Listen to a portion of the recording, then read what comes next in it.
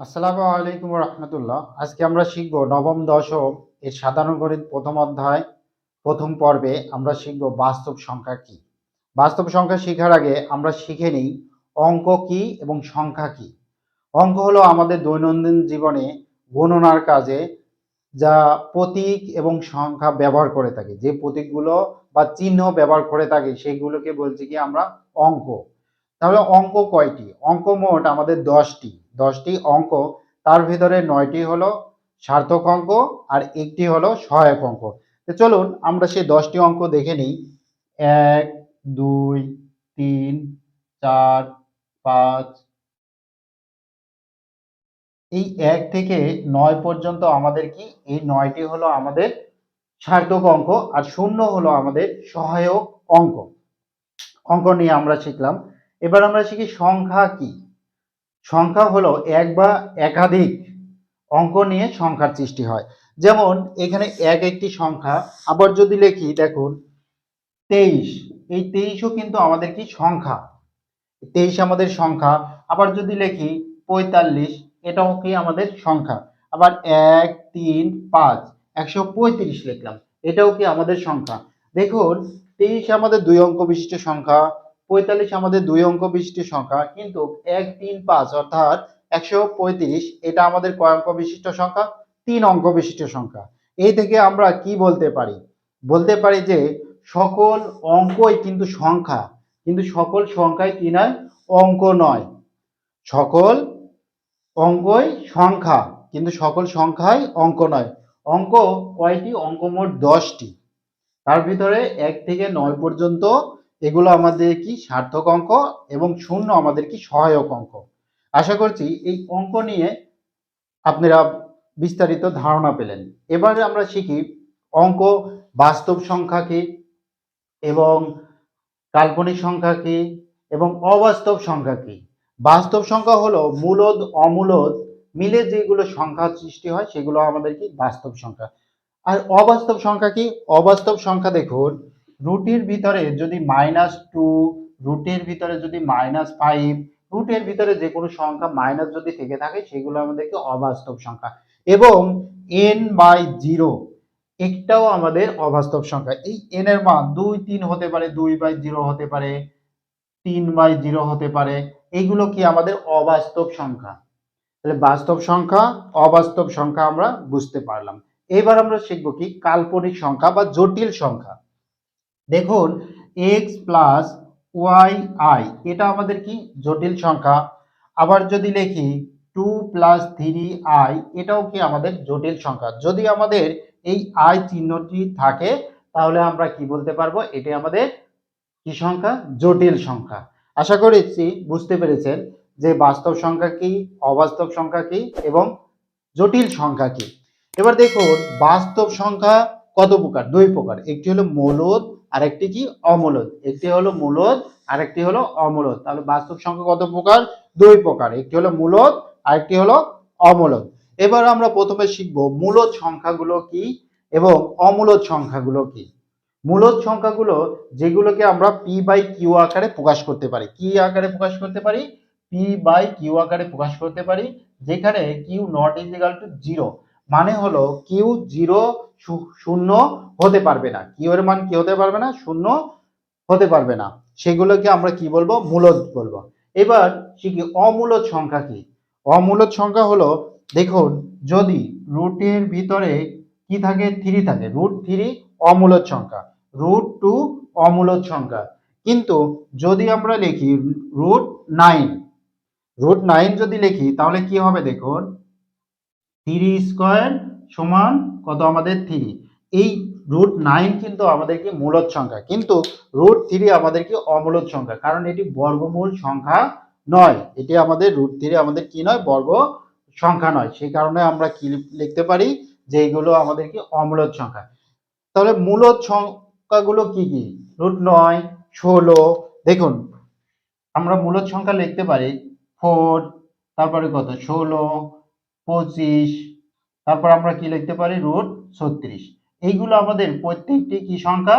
মূলদ সংখ্যা। যেমন 4 যদি রুট করি আপনারা ক্যালকুলেটরে দেখবেন যে আমাদের কত হবে? 2 হবে। এটা আমাদের কত হবে? 16 থাকলে 4 হবে, 25 কত আমাদের এটা 5, আবার 36 আমাদের কত হবে 6 হবে। আমরা দেখতে পাচ্ছি 36, 25, 16, 4 এবং 9 এগুলো কি বর্গ সংখ্যা। এই বর্গ সংখ্যা কি হবে মূলদ সংখ্যা। যেগুলো বর্গ সংখ্যা নয় সেগুলো কি আমাদের অমূলদ সংখ্যা। যেগুলোকে আমরা পৌনঃপুনিক ব্যবহার করতে পারবো না সেগুলোকে আমরা কি বলবো অমূলদ সংখ্যা। অনাবৃত দশমিক ভগ্নাংশ। অনাবৃত দশমিক ভগ্নাংশ মানে হলো যেগুলো আমাদের পৌনঃপুনিক চিহ্ন ব্যবহার করতে পারবো না। যেমন দেখুন 0.123 5 7 8 চলতেই থাকবে, এইগুলো আমাদের কি অনাবৃত দশমিক ভগ্নাংশ। যদি আমরা এটা লিখি 0.121212, এটা কিন্তু আমাদের কি আবৃত।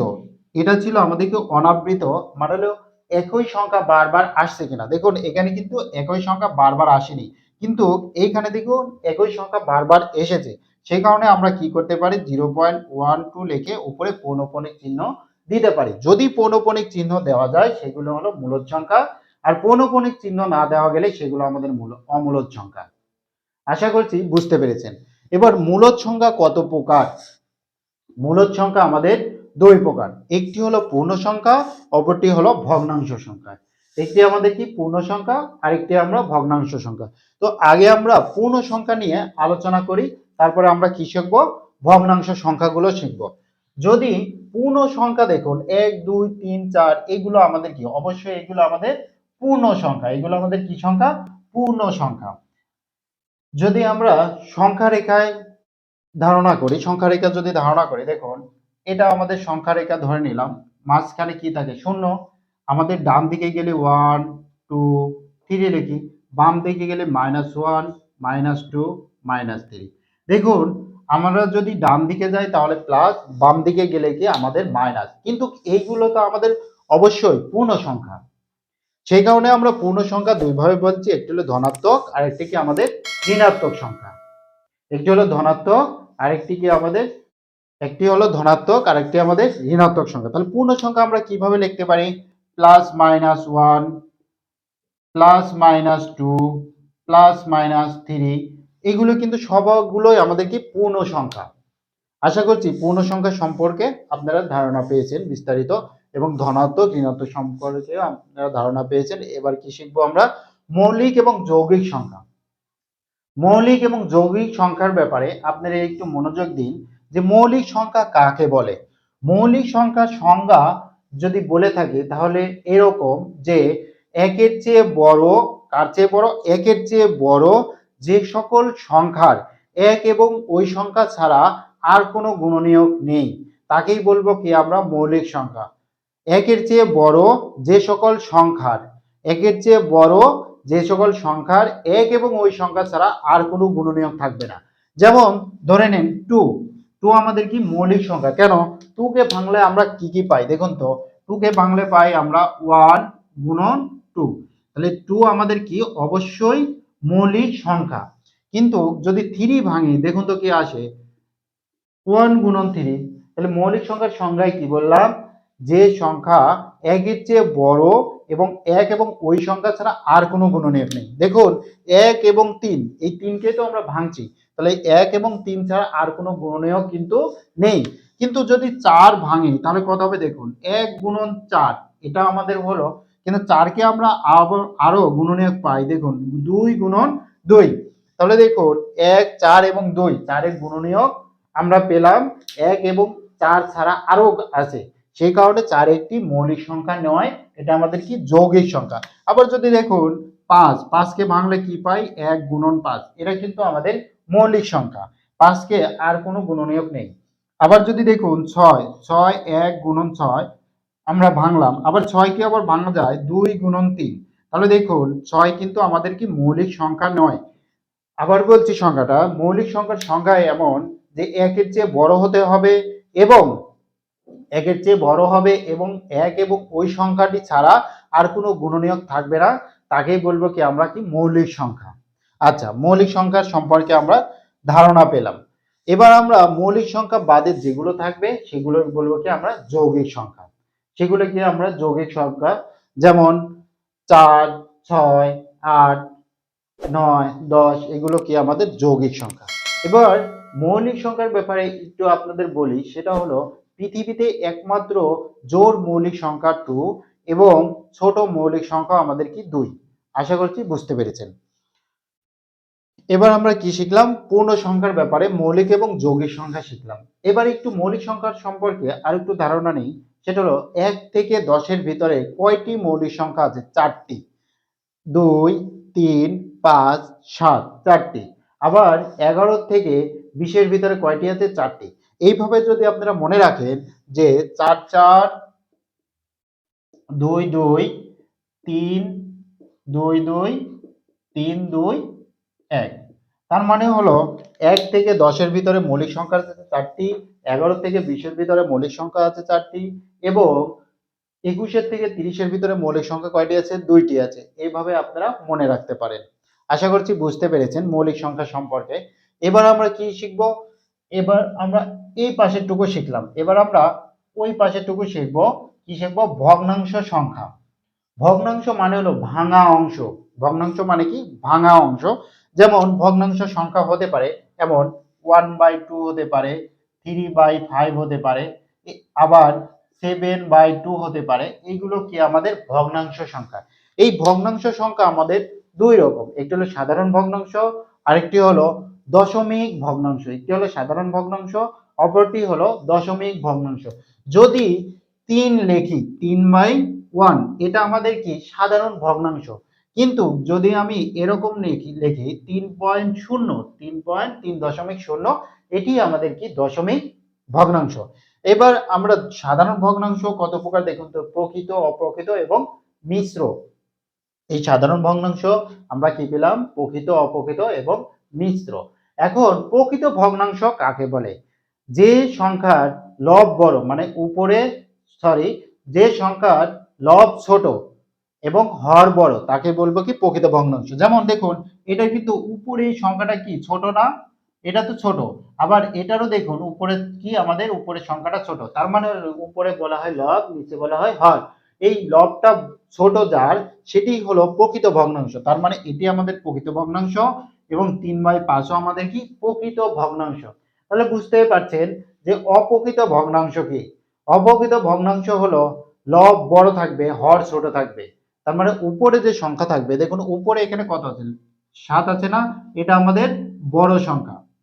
নিচে যেটা থাকবে তার চেয়ে যদি বড় থাকে উপরের সংখ্যা, তাহলে আমরা কি বলবো? তাকে অপ্রকৃত ভগ্নাংশ। আবার দেখুন 11/2, এটা আমাদের কি? প্রকৃত না অপ্রকৃত? অবশ্যই অপ্রকৃত, কারণ উপরের সংখ্যাটা আমরা কি দেখতে পাচ্ছি? বড়, নিচেরটা আমাদের কি? ছোট। এটা আমাদের কি সংখ্যা? অপ্রকৃত ভগ্নাংশ। এটাকে আমরা বুঝলাম যে প্রকৃত অপ্রকৃত ভগ্নাংশগুলো বুঝলাম। এবার আমরা কি শিখবো? মিশ্র ভগ্নাংশ। দেখুন 11কে যদি আমরা ভাগ করি তাহলে কি হবে? 5 দুগুণ আমাদের কত? 10, হাতে থাকবে 1, তাহলে 1 আমাদের কত হলে 2 হবে। এটা আমাদের কি? মিশ্র ভগ্নাংশ। মিশ্র ভগ্নাংশ প্রকৃত ভগ্নাংশ হতে পারে, মিশ্র ভগ্নাংশ অপ্রকৃত ভগ্নাংশ হতে পারে। এবার লক্ষ্য করুন, দশমিক ভগ্নাংশ বুঝলাম। এবার দশমিক ভগ্নাংশ দুই প্রকার, একটি হলো সসীম দশমিক ভগ্নাংশ, অপরটি হলো অসীম দশমিক ভগ্নাংশ। অসীম হতে গেলে অবশ্যই কি হতে হবে? আবৃত দশমিক ভগ্নাংশ হতে হবে, অনাবৃত হওয়া যাবে না। যদি অনাবৃত হয় তাহলে কিন্তু অমূলদ সংখ্যা হবে। সে কারণে আমরা বলছি কি? অসীম আবৃত দশমিক ভগ্নাংশ হতে হবে। সসীম দশমিক ভগ্নাংশ কেমন? দেখুন 11/2, এটা আমরা লিখলাম কি? ভগ্নাংশ। কিন্তু এটাকে যখন 5.5 অর্থাৎ 5.5 লিখবো, তখন আমরা এটাকে বলবো কি? সসীম দশমিক ভগ্নাংশ। এটা আমাদের কি? সসীম দশমিক ভগ্নাংশ। আবার যদি লিখি 0.329, এটাও আমাদের কি? অবশ্যই এটা আমাদের সসীম দশমিক ভগ্নাংশ। এটা অবশ্যই আমাদের কি? ভগ্নাংশ সংখ্যা।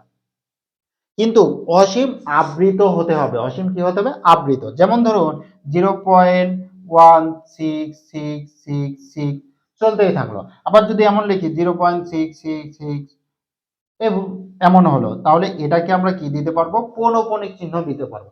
যদি আমরা পৌনঃপুনিক চিহ্ন দিতে পারি, সেটাই বলবো কি? সসীম অসীম আবৃত। এটা যদি চলতেই থাকে, এটাও চলতে থাকলো, কিন্তু আমরা কি দিতে পারবো?